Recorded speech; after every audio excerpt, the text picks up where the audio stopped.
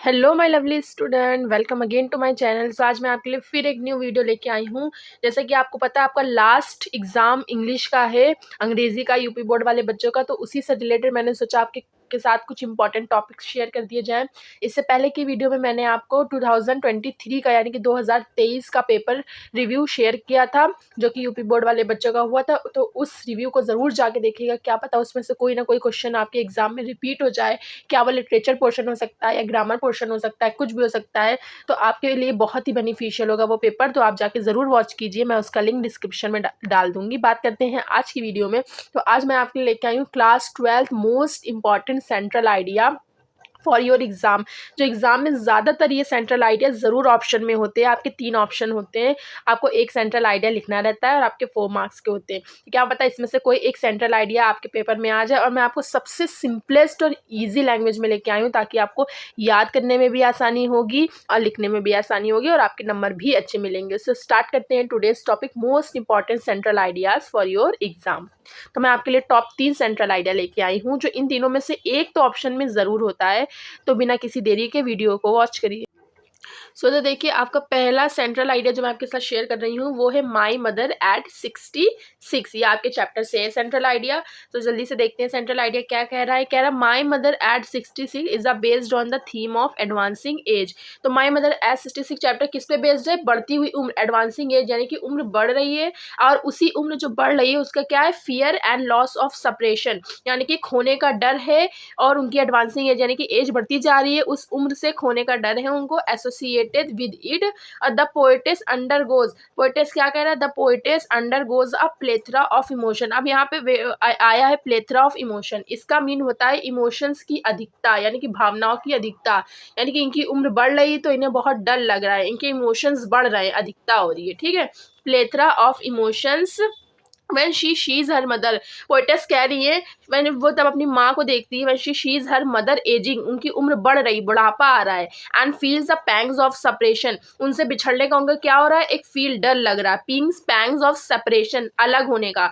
at the thought of, ये बात सोच के उनको क्या लग रहा है? बहुत ही डर लग रहा है कि कहीं वो उनको क्या कर दे, लूजिंग ना कर दे, क्योंकि उनकी उम्र बढ़ रही है, उनका बुढ़ापा आ रहा है, कहीं वो अपनी माँ को खो ना दे। इस चीज़ का उन्हें क्या लग रहा है? डर लग रहा है।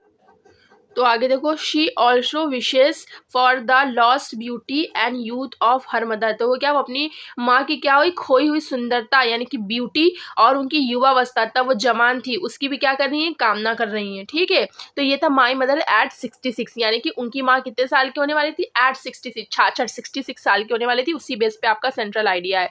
बहुत ही सिंपल लैंग्वेज में आप जरूर लर्न करके जाइएगा। तो आपका सेकंड सेंट्रल आइडिया है चैप्टर कीपिंग क्वाइट से।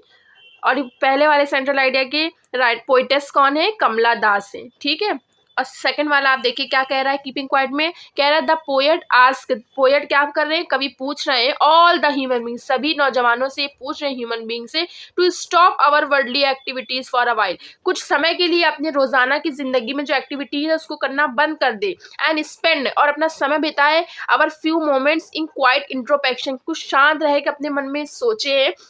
It will keep us to understand ourself, ये अगर आप थोड़ी देर शांत माहौल में जाके अपने सोचेंगे तो क्या कह रहा है? It will keep us to understand ourself, तो हमको पता चलेगा कि हमारी अवर सेल्फ, हम कैसे हैं, हमारी अपनी आइडेंटिटी के बारे में पता चलेगा। अंडरस्टैंड अवर सेल्फ, हम अपने बारे में अच्छे से जान पाएंगे।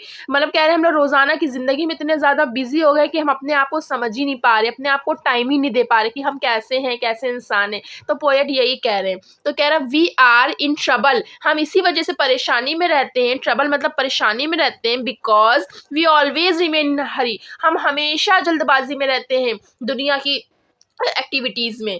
हरी एंड रश, जल्दबाजी में रहते हैं। Let us withdraw our self, चलो अपनी our self, withdraw our self from all undesirable actions in remain quite, हम दुनिया की सारी चीज़ों से हटकर कुछ अपने बारे में शांत होकर सोचते हैं। Remain quite, it will bring all together, अगर हम ये ऐसा करेंगे तो हम लोग को क्या लाएगा? ब्रिंग ऑल टुगेदर, एक साथ लाएगा।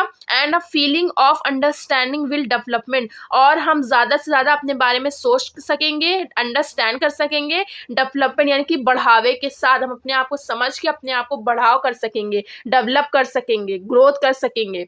पोएट यही मतलब कि ओवरऑल सेंट्रल आइडिया में कहने का मतलब है कि लोग अपनी दुनिया में रोजाना की जिंदगी में इतने व्यतीत हो गए हैं अपने, जो भी आप कह लो, जो आजकल चल रहा है वायरल, कि अपने बारे में लोगों को सोचने का टाइम ही नहीं है, इतने ज़्यादा हरी और रश में, पैसे कमाने में, इधर जाने में। तो वही कह रहे हैं पोएट कवि कि अपने बारे में सोचो, अपने बारे में जानो।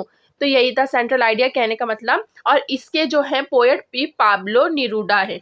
तो आपको राइटर ज़रूर लिखना है। ओके, सो थर्ड हमारा कह रहा है अ थिंग ऑफ ब्यूटी। ये भी चैप्टर थिंग ऑफ ब्यूटी से central idea, most important central idea ये भी। तो ये जो हमारी जो एक्सटर्नल जो ब्यूटी हम खूबसूरत दिख रहे हैं इस तरह की नहीं, हमारी सोच, थिंक ऑफ ब्यूटी, हमारी सोच कितनी अच्छी है उस बेस पे।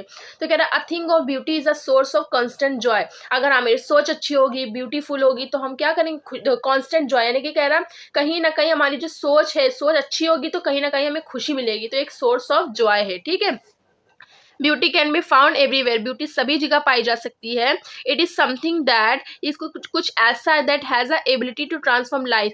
आई थिंक ऑफ ब्यूटी एक ऐसी चीज है जो हमारी लाइफ को क्या कर सकती है, ट्रांसफॉर्म, चेंज कर सकती है। इट इज ऑल्सो हाईलाइट, ये और चीज पर प्रकाश डालती है कि ब्यूटी एक क्या है, थेराप्यूटिक क्वालिटी है, एक चिकित्सीय क्वालिटी है। That is the ability to remove, एक मतलब कि चिकित्सा, जैसे कि हम बीमार है, दवा खाएंगे तो हमारी क्या कहते हैं, तबियत अच्छी होगी, उसी तरीके से एक ब्यूटी अगर ऐसी हमारी सोच अच्छी होगी तो हम क्या कर सकते हैं, हम लोग क्या कर सकते हैं, नेगेटिविटी को हटा सकते हैं, है ना। दैट थेरापेटिक क्वालिटी, इसको किससे मतलब कि कनेक्ट करें, एक चिकित्सीय रोग से कनेक्ट किया गया कि अगर हमारी कोई तबीयत खराब है, अगर हम मेडिसिन खाएंगे तो सही हो जाएंगे। इसी तरीके से अगर हमारी सोच अच्छी है तो हम अपने आने वाली जो नेगेटिव चीजें हैं, लोग खराब तरीके से बोले, हम उसको पॉजिटिव वे में लेंगे। तो वही चीज कहने का मतलब है that is the ability to remove negativity. Beauty के पास एक ऐसी थिंग होती है जो हमारी नेगेटिविटी को दूर हटा सकती है। ठीक है। इट कैन बी एनी, कुछ भी हो सकता है, चाहे वो प्रकृति की ब्यूटी हो सकती है या हमारे अंदर सोच, हमारी सोच कैसी है वो ब्यूटी हो सकती है। ठीक है। परियों की कहानी, टेल्स और इवन नोबल डीड्स, हमारी जो नोबल डीड्स हैं, हमारे पूर्वजों की जो डीड्स हैं, वो भी एज अ ब्यूटी की तरह वर्क कर सकती है। तो beauty can be found everywhere, और ब्यूटी कुछ भी हो सकती है, चाहे वो प्रकृति की ब्यूटी, चाहे इंसान की ब्यूटी, चाहे हमारे पूर्वजों की जो दी हुई बातें बताई गई हैं वो ब्यूटी। तो ये था आपका top 3 central idea for your board exam. तो इसके राइटर क्या है, जॉन कीट्स से। आप इसके राइटर जरूर याद कर, सॉरी राइटर कह रहे, पोएट जरूर याद करिएगा, या पोइटेस है तो पोएट, यानी कवि कवित्री आपको याद करके जाना है, जिसका सेंट्रल आइडिया लास्ट में आपको उसका पोएट या पोइटेस लिखना जरूरी होता है। तो इसको जरूर पढ़िएगा, बहुत ईजी लैंग्वेज में। आई होप आपको आज का वीडियो पसंद आया होगा। अगर वीडियो अच्छा लगा हो, कुछ भी आपको समझ में आया होगा, तो आने वाली वीडियोज को जरूर वॉच करिएगा। मैं चाहती हूँ कि आप सभी बच्चों का पेपर बहुत ही अच्छा जाए। तो तब तक के अच्छे से पढ़ाई करिए। बाय बच्चों।